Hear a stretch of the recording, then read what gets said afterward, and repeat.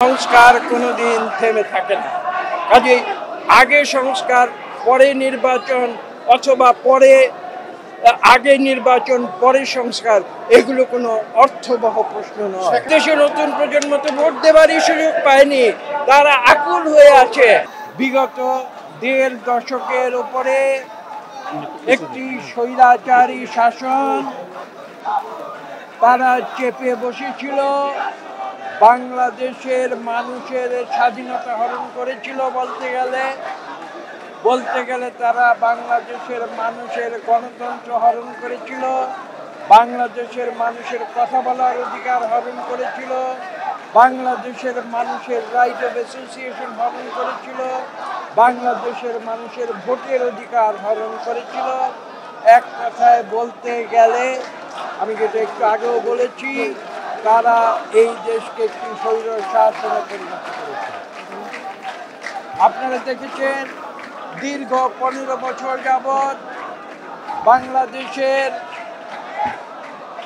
সর্ববৃহত্তম রাজনৈতিক দল, সর্ববৃহত্তম এই কারণে বলছি যে বাংলাদেশের তৃণমূলের সমর্থন, বাংলাদেশে বিএনপি একটি রাজনৈতিক দল হিসাবে যতটুকু পেয়েছে আমরা গর্ব ভরে বলতে পারি আর কোনো রাজনৈতিক দল সেভাবে সমর্থন পায়নি।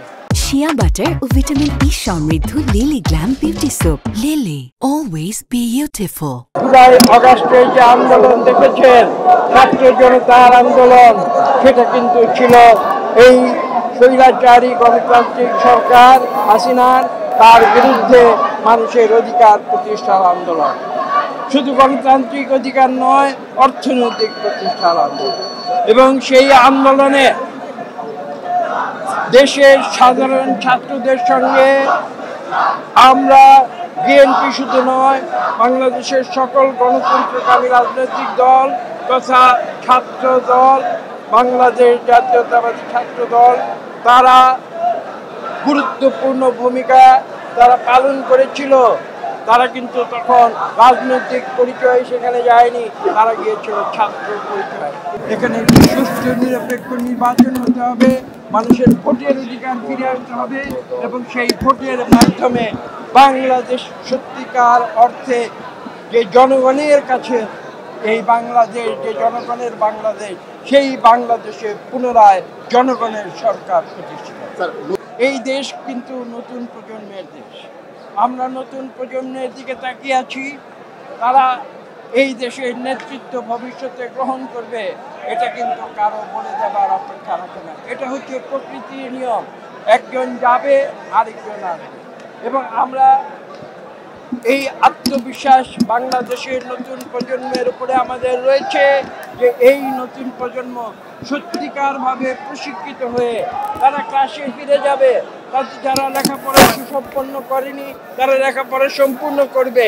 দেশ পরিচালনার যে গুরুদায়িত্ব, সেই গুরুদায়িত্বের জন্য তারা প্রস্তুতি নেবে এবং প্রস্তুতি নিয়ে এসে তারা জনগণের ভোট নিয়ে তারা এই দেশ পরিচালনা করবে সঠিক পথে, ন্যায়ের পথে, সত্যের পথে। এটাই আমাদের সংস্কার একটি চলমান প্রক্রিয়া।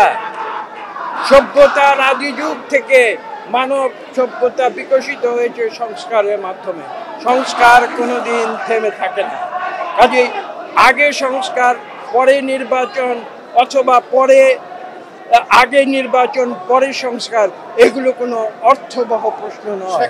সংস্কার চলবে যদি আমরা গণতন্ত্রে বিশ্বাস করি। প্রতি 5 বছর নির্বাচন হবে।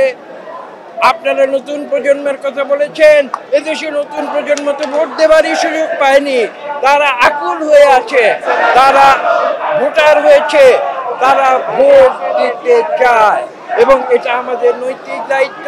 আমাদের নতুন প্রজন্মকে সেই ভোটের সুযোগ আমাদের সৃষ্টি করে দিতে হবে।